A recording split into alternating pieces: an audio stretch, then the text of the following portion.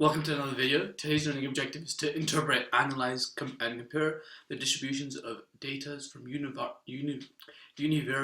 empirical distributions through appropriate graphical representations involving discrete, continuous, and group data, including box plots, appropriate measures of central tendency, median, mean, mode, and modal class, and spread, range, including consideration of outliers,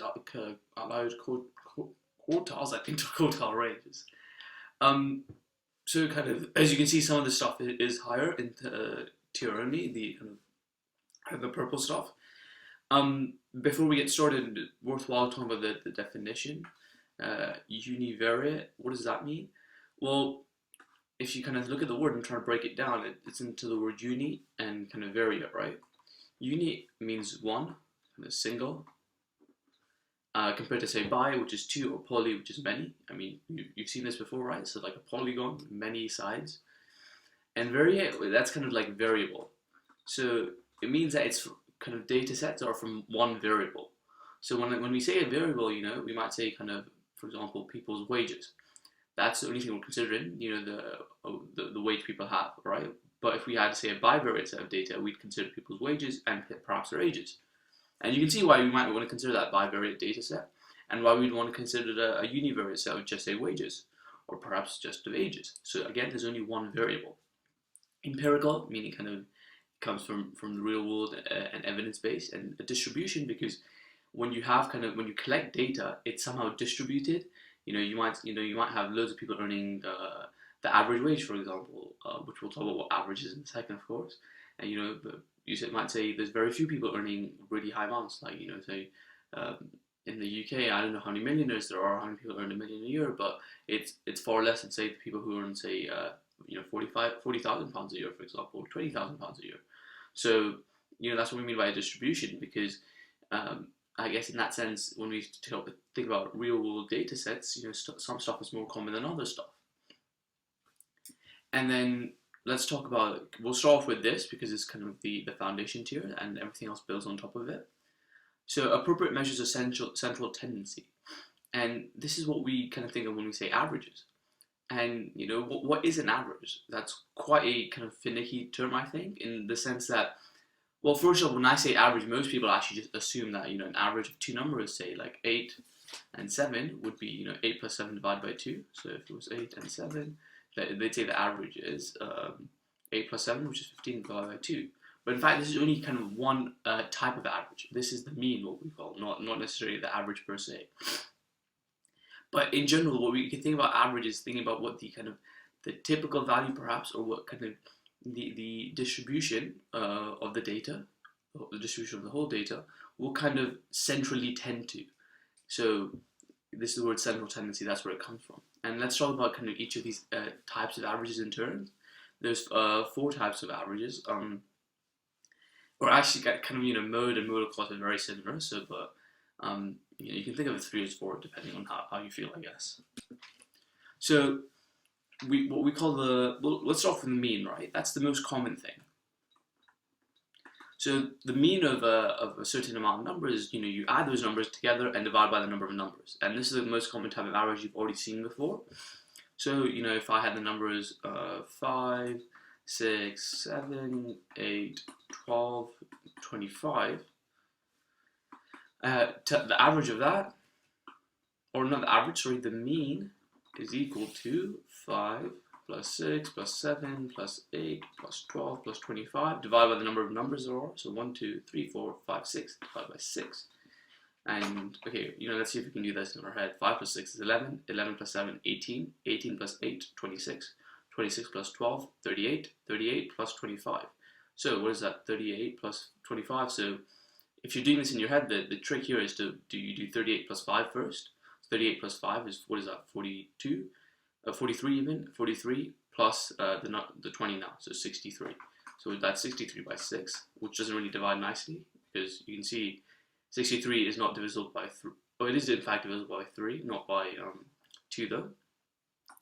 And so if you divide that by 3, it becomes, 63 divided by 3, 21 by 2. And you can say, what 21 by 2 is, that's just 10.5. So there you go, that's your mean. Now median. So median is basically if you kind of have all your numbers in numerical order, i.e. going from smallest to biggest, you'll have kind of the median being the central number, i.e. kind of, if we look at this again, we have 5, 6, 7, 8, 12, 25. So if we kind of look at this as 1, 2, 3, 4, 5, 6, let's add a 7th number. And let's say, well, let's add one on this side actually. We'll call it 4.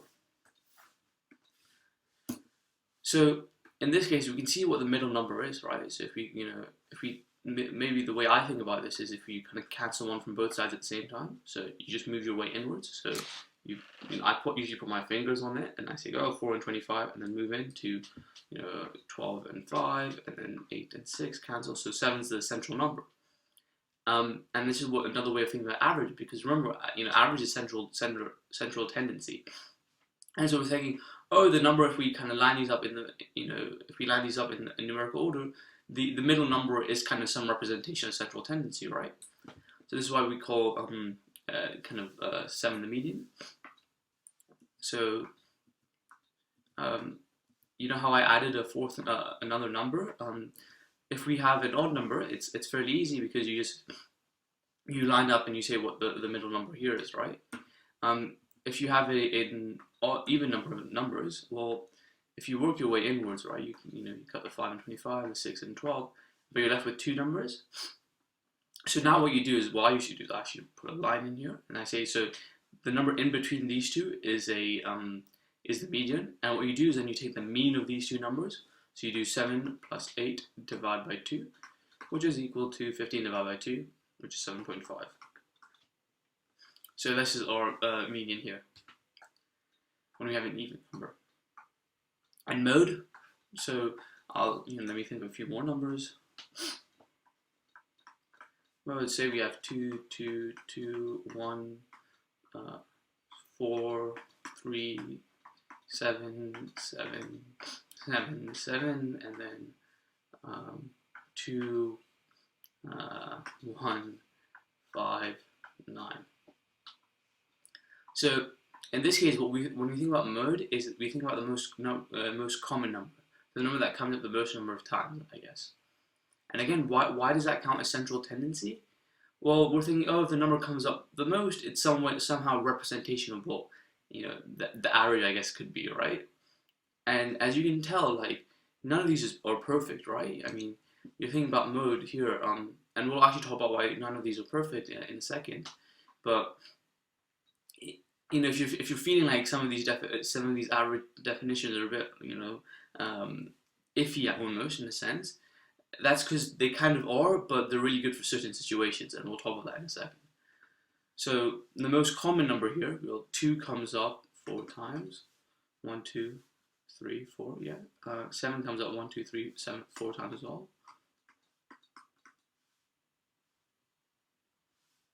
Have I counted that right? Sorry, this was actually done incorrectly. I didn't copy this down again. There's another 2 at the end. This is 5, actually 5 times. 7 is 4 times. 1 is 2 times. 4 is 1 time. 3 is, if you're doing this, try following along as well, sorry. 3 is 1 time. And then we've done the 7, we've done 2, we've done the 1, 5 is 1 time, and 9 is 1 time. So we can see clearly 2 is a mode because it's the most common number. When we talk about modal clause, if we go to like a frequency table, such as, if I stick a line down here,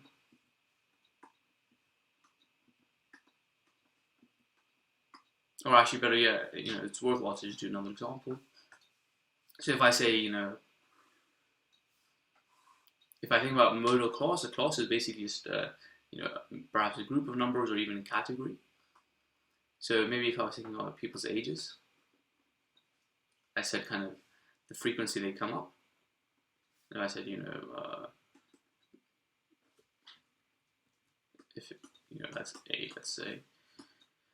So, between 10 and 12 years, 12 and 14, and then,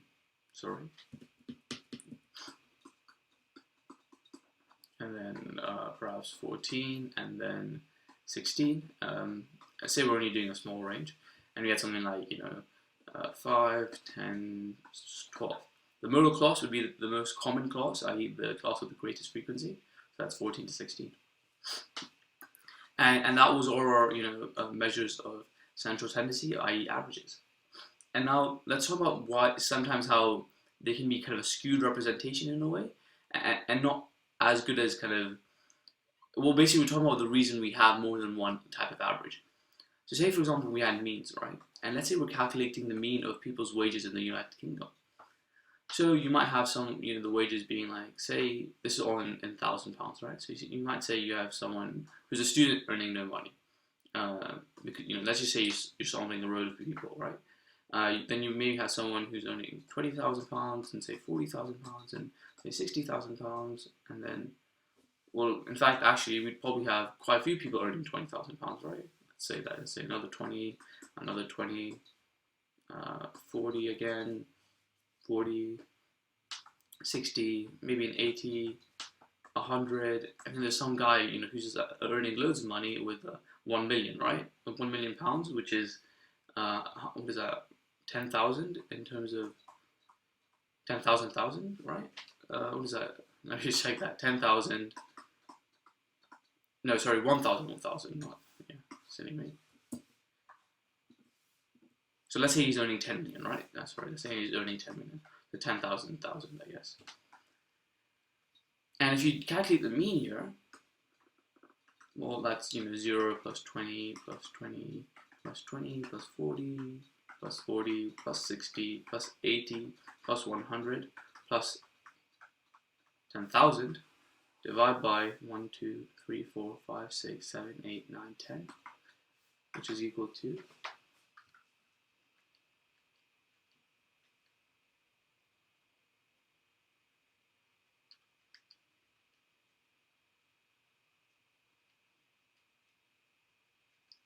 so if we divide by 10, that comes out to 1,000, so 1,038. And you can think, that's more than 9 out of 10 people here, right? And just less than 1. And you can see that almost doesn't feel too close, too right of a feeling average in that sense, because we have this loss number here, which is completely dragging up the whole average. And so the thing is, average means are kind of highly, they can be skewed easily by kind of very large numbers. So if you just throw in one large number like this, you suddenly got an average from going from, maybe it was the mean from going from fairly representative. So if we did it, without the 10,000, we did these few numbers divided by 9. Let me do that real quick. You get, 42,200 pounds, right? You get 42.22, which is, you can see that's fairly close to the middle. There's half is below, half is above. It seems like a better representation of an average compared to, when we don't have this skewed figure.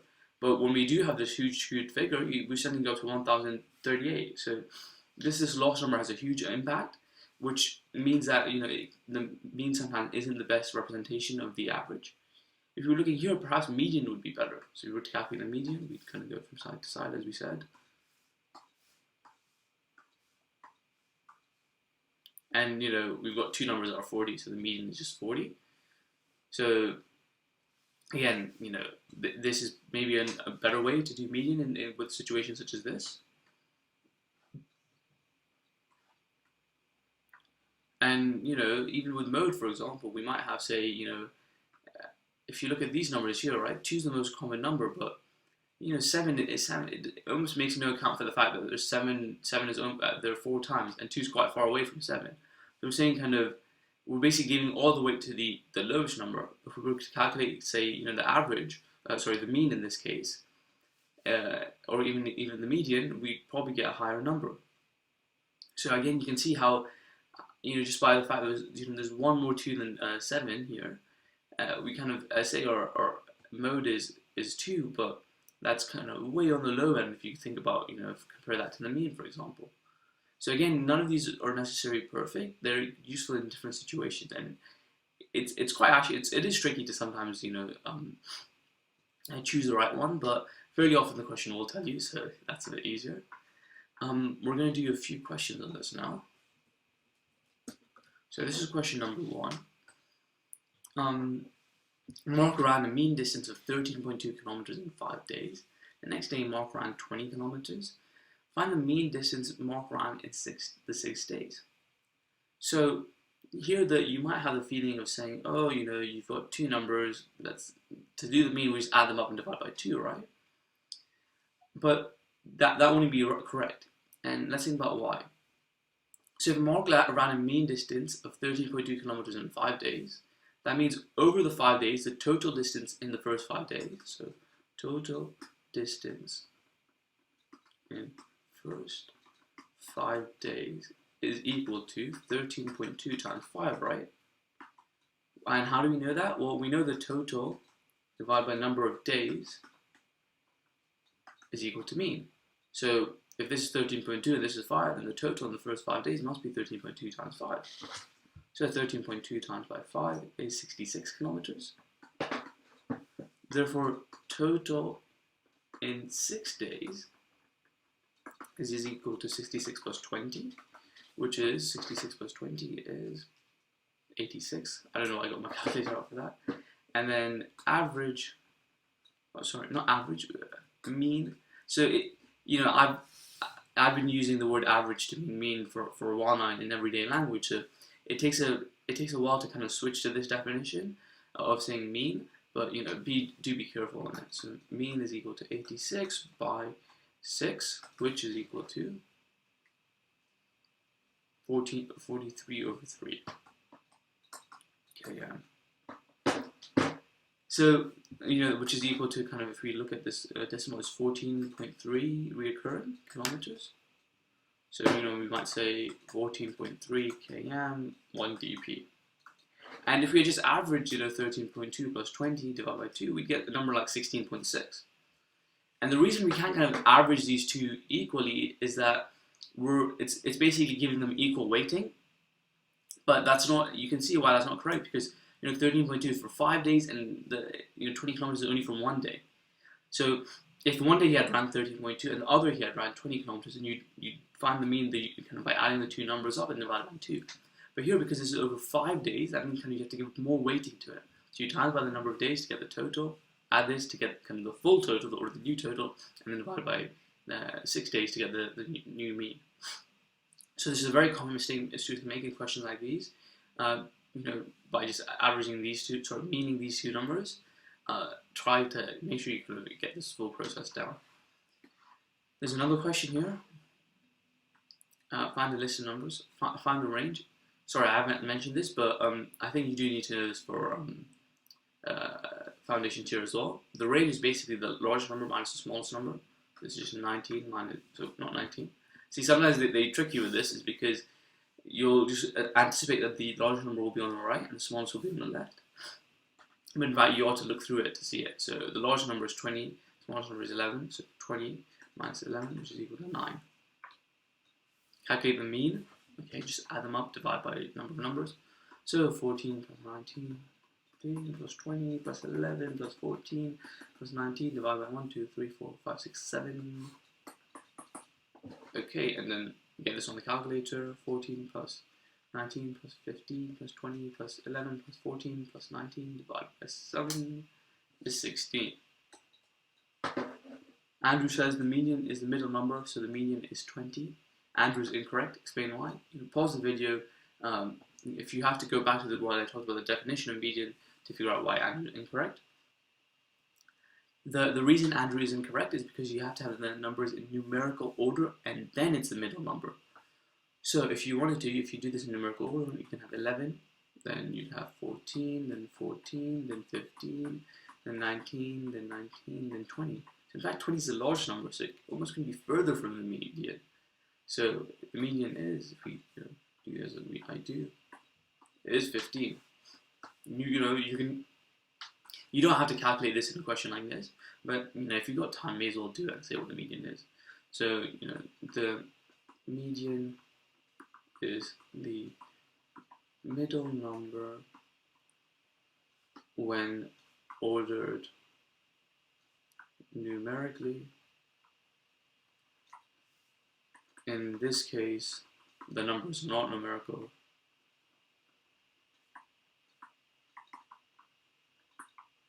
And indeed, 20 is the largest number. So this is what covers the foundation tier stuff. Moving on to the higher tier stuff, we have to talk about spread, and then we'll talk about this diagram. So spread is, range is actually, I'm very sure is foundation tier. I kind of incorrectly highlighted that. So, if you're doing foundation, please make sure you've learned that. So spread is basically saying, it's kind of in the word. So when we talk about the central tendency of the distribution, we talk about kind of what is it, kind of average on, that kind of intuition, I guess. But spread is just saying about, how big is it, I guess, or almost, or how spread out it is. It's kind of, on the name, in the name. So range is one measure of spread, but the thing with range is that when you have outliers, so again, if we have something like this, right? If we go back to our example here, £10,000 is very much, 10 million pounds is very much an outlier, right? So if we think about range, then we'd have a £10 million range, right? 10 million minus 0. And you might think, oh, yeah, that is a measure of spread in a way. But another measure of spread might be to think about kind of what we call the interquartile range. And that's because what we say is, oh, let's look at what the upper quartile is and minus the lower quartile. And by doing so, you can kind of get rid of the outlier and say, this might be a better measure of the spread if we have, for example, a loss of outliers. So this is why we have to consider what the outliers are sometimes before making judgments about spread. And to calculate kind of these interquartile range, we have to think about what quartiles are.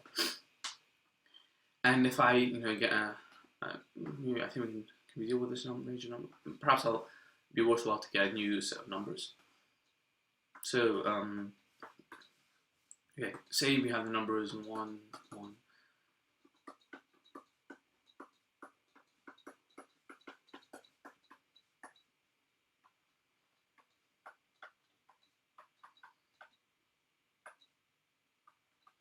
So we've got these numbers here, right? And first thing, if you want to think about what the quartiles is, we have to think about, it's the same logic of thinking what the median is, right?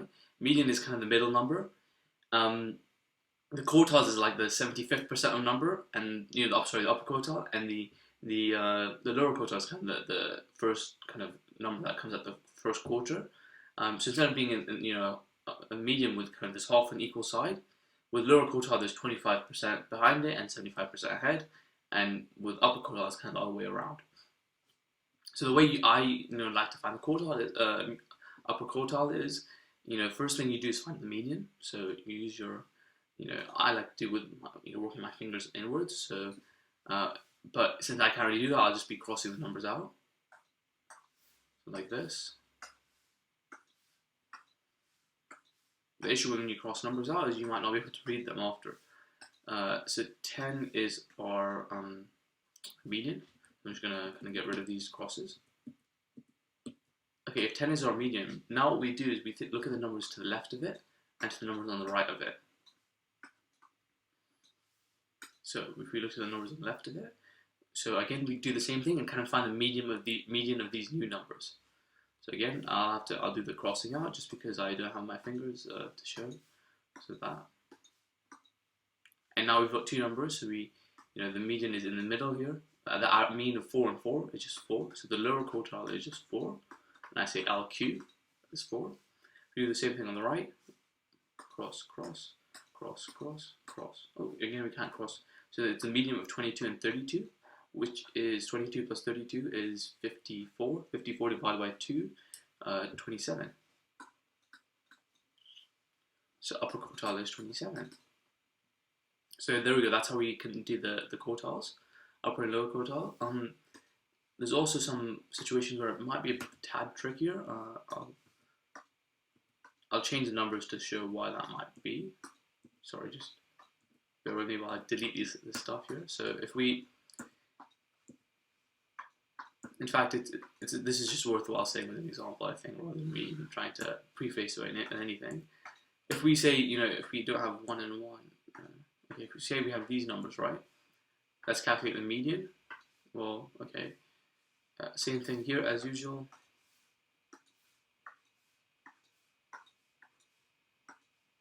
So again, 10 is the median, is that correct?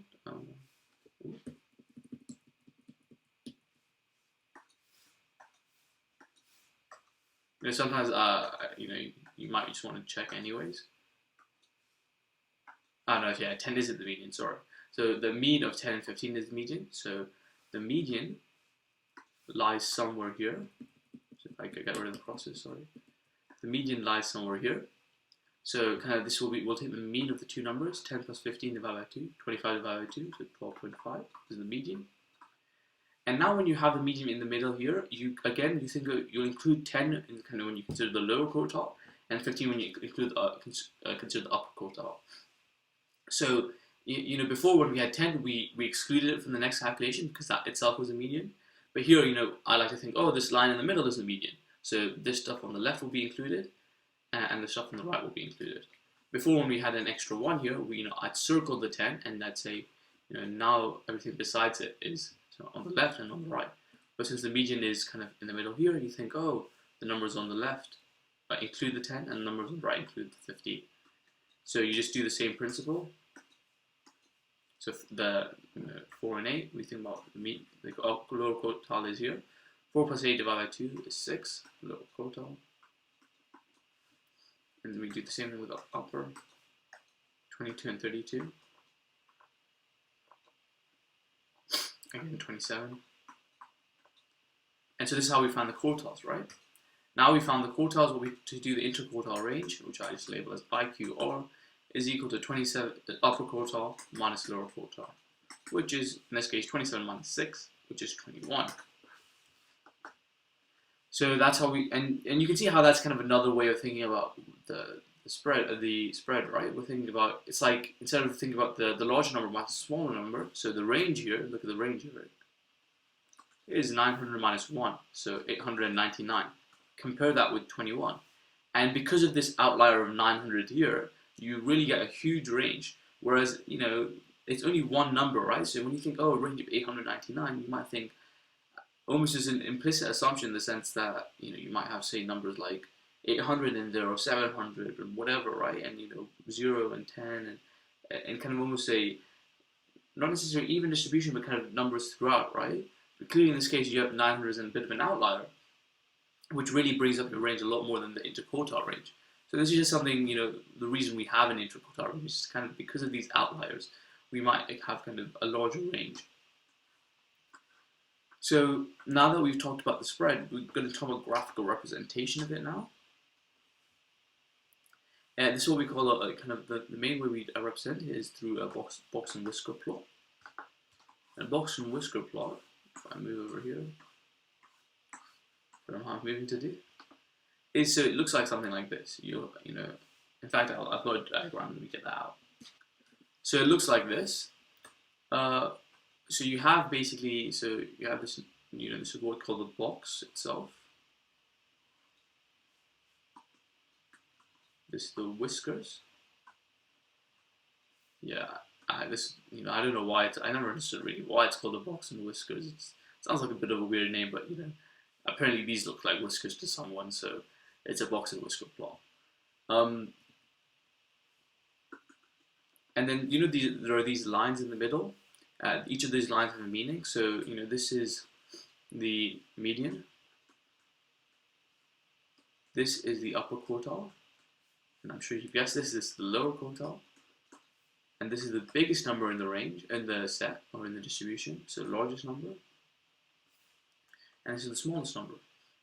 And as you can see, because of this, it's actually quite a useful diagram, because not only does it allow us to see kind of some form of the median and the kind of a form of the average in that sense, because we have a median, but it's really useful to help us see the spread of the data. So to see, we can see what the interquartile range is, and what the overall range is, and even say upper quartile minus median, and median minus lower quartile, even lower quartile minus the smallest number. So we can see kind of which the outliers are more on, kind of on the lower side or the higher side, for example. So it's a very, in that sense, a powerful representation of kind of quite a bit of information. So this is what we call a box and whiskers plot. And when you're plotting it, what you do is, you've got your number line out. First thing you do, plot your median, your upper quartile, lower quartile, and then largest number and smallest number. These 5 things you have to find out and plot. And then with the median, you draw a box around it, and the lower quartiles, you kind of, to a smallest number, you draw these whiskers. So now I've got a question on this. The table shows some information about times in minutes it took some boys to complete a puzzle. There we go. Draw a box plot for this information. If you've got some form of graph paper or even just a rough paper in front of you, please do attempt to do this. So median is 18. So there's 15, 16, what is that? This is 18. And of course, please use a ruler when you do this. So 18, and then, what I like to do is I go to the middle of the graph paper, I go to the upper and lower quartiles almost of this thing here. So there's 4 of these, so I just can do the middle half. Just so it looks kind of, just as in the sense that it looks neat, I guess. So this is it, 18. Ooh. The upper quartile is 23, so I think I've got that wrong, haven't I? That's not 18. This is 16. This is 17. This is 18. Because this is 5 and there's 10 of these, right? So sorry about that. So 18, we've got the line here. 23, so 21, 22, 23.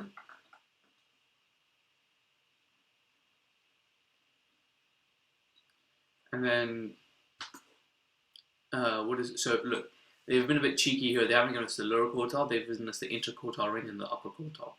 But we know, how to calculate. We know IQR is equal to upper quartile minus lower quartile.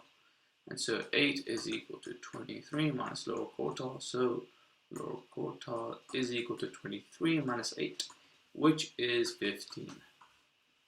So let's go to 15. We've got the lower quartile.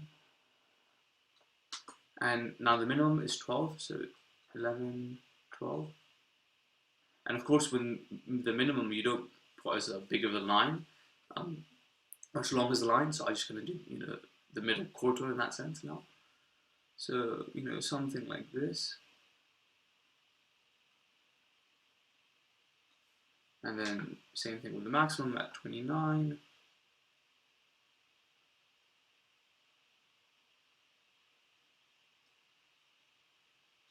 Okay, and then you kind of make a box around this first thing.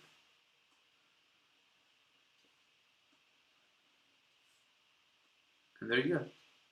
This is our box and whisker plot. So please use a ruler when you draw this. Don't do this freehand.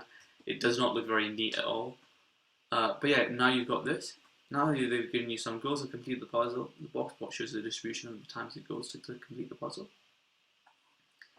And now they're asking us to compare the distribution of the boys' times and the girls' times. And whenever you have to do this, there's 2 things you have to talk about. You have to talk about the central tendency or the average and the spread. Whenever you're asked to compare 2 distributions, those are the 2 things you need to do. Remember that, please. And there's kind of a mark available for each. You have to talk about spread and central tendency. And whenever you do this, make sure you kind of word it in the context of the question given. Don't say the mean is higher than the other. Say what that means in this case. So in this case, we know that the median of the boys is higher than the girls. So median time for boys is higher than girls. So what does this mean? So on average, boys took longer to complete the puzzle.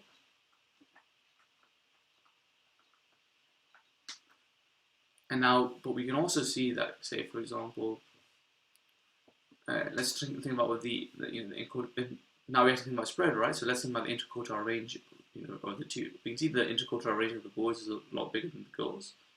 You can see, boys is 8, as we said, over because we were given it here. Over there, we go here. what is this? 11 and 13. So just what is that? Not 13. Sorry, 17 and 11. Oh, which is also 8, funnily enough. So not necessarily.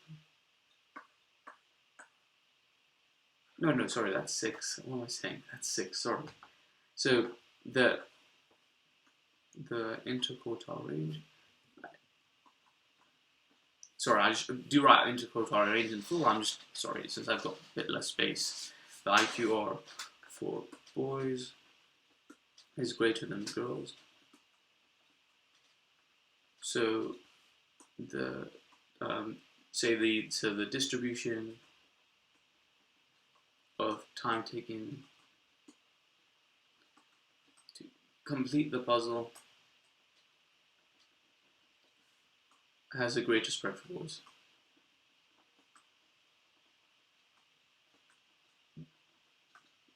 So yeah, that's how you'd answer a compare question like that. So in this video, we've talked about kind of what averages are, what measures, what kind of measures of spread there are, and kind of how to represent this in terms of box and whisker plot. And when it comes to compare questions, I can't stress this enough. Make sure there's a comment on each of them. This is usually out of 2 marks, but it's really important to have a comment for each of them. So I hope everything in this video made sense, and I'll see you guys in the next one.